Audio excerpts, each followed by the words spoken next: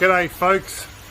I think it's safe to say we've had a little bit of rain because the aquaponics is overflowing. This bed here has the bell siphon out of it, and I'm about to take the bell siphon out of the large bed over there, but I thought I'd give you a bit of a gander. I have no idea how much rain we've had other than what's in that bucket over there. So that's a 10 litre or about a 2-gallon bucket. So yes, we have had a fair amount of rain. The fish themselves don't seem to be too concerned. I think they want some food. But yeah, we're definitely having a few issues with the amount of water in the system, and I dare say the nutrients will be knocked down a little bit as well. So I might just take that bell out and we'll toss some feed in for the fish. So the bell's out, so we'll pop some feed in for the fish. I'm not going to give them their full amount today because I have a feeling I'm going to have to buffer the pH a fair bit with all the rainwater that's come in. So, you hungry, fella? Yeah, they're hungry. The fish are all looking pretty good.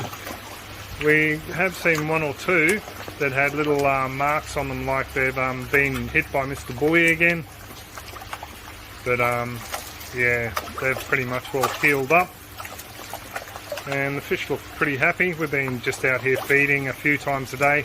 Instead of feeding just twice a day, we figured if we, because Bianca's on a bit of a break now, if we feed them multiple times a day, maybe it'll stop some of the bullying we were seeing. So sorry if it's getting a bit windy. I don't have my mic today. I don't know where it is. It's upstairs lost somewhere. Yeah, calm down, fellas. It's already wet enough. So yeah, I'm pretty happy with the way these guys are going. Obviously not a lot is going on with the painting of the house. All the painted stuff is still under there.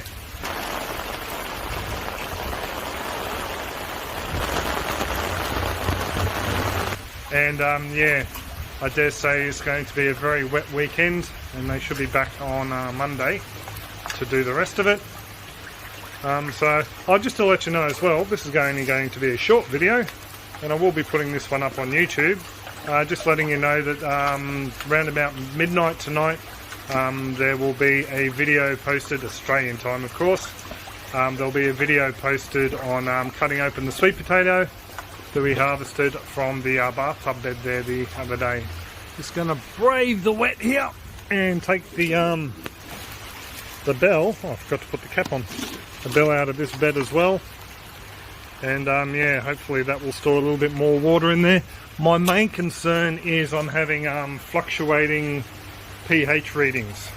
So it's sitting around about 6.4, believe it or not. Yesterday it was sitting around about 6.7, 6.8, but fluctuating between the two. So I'm pretty much all putting that down to the fact that the rain has a lower pH. Obviously there's no carbonates in the rain, one would hope.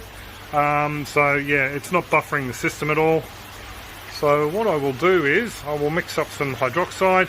So I did say I was going to add some calcium hydroxide or cal hydrox to the system, but this stuff here only raises the pH up. It doesn't add much alkalinity, whereas this stuff here, potassium bicarbonate, does definitely add some alkalinity to the system. So what I'm going to do is I'm going to set the camera up on a tripod, and I'm going to add 2 scoops of this under every inlet.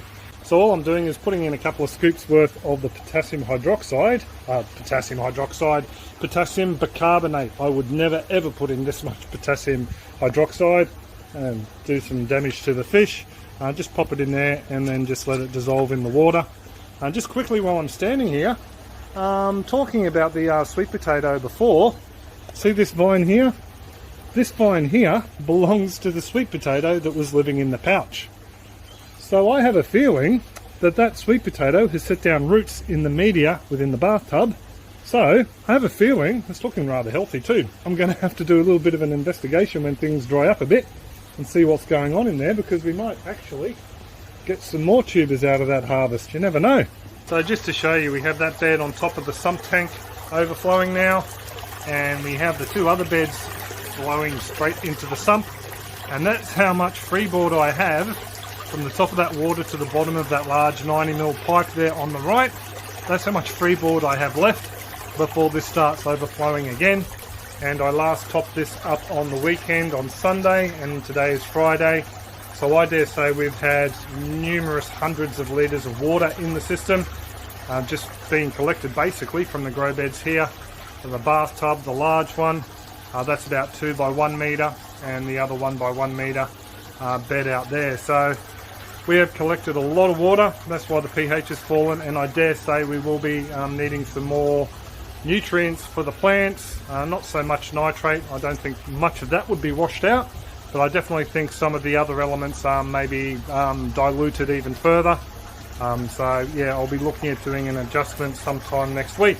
It's getting a bit gusty, so I thought it best I grab at least some sort of microphone. So sorry if the audio is a bit dodgy now, folks. But yeah, I did think it would be a good idea to explain as to why I do like to have a bicarbonate on hand, especially the potassium. Not only is it giving extra potassium to the plants that require it, because there's not a lot of potassium makes it through from the fish food to the beds. Sorry, fish. And yeah, it just holds the alkalinity up, which helps to keep the pH up a little bit longer. The calcium hydroxide, I pretty much will use that every day. Whenever I feed, I bump the pH up a little bit with that, because the nitrification process does require some alkalinity in the conversion. So yeah, I actually wasn't going to make this a public video. I had Hucho from Hucho's Hydroponics up at Gympie, link down below. He has asked the question before, what do you do with your nutrient levels when you get a large rain event like this? And this is definitely a large one, so I thought it would be a great example to publish here to YouTube for everyone to suss out. Just quickly, I've been very busy this week working on the PDFs to go alongside the modules in our online interactive guide, so folks can download them and read them when the internet's not working.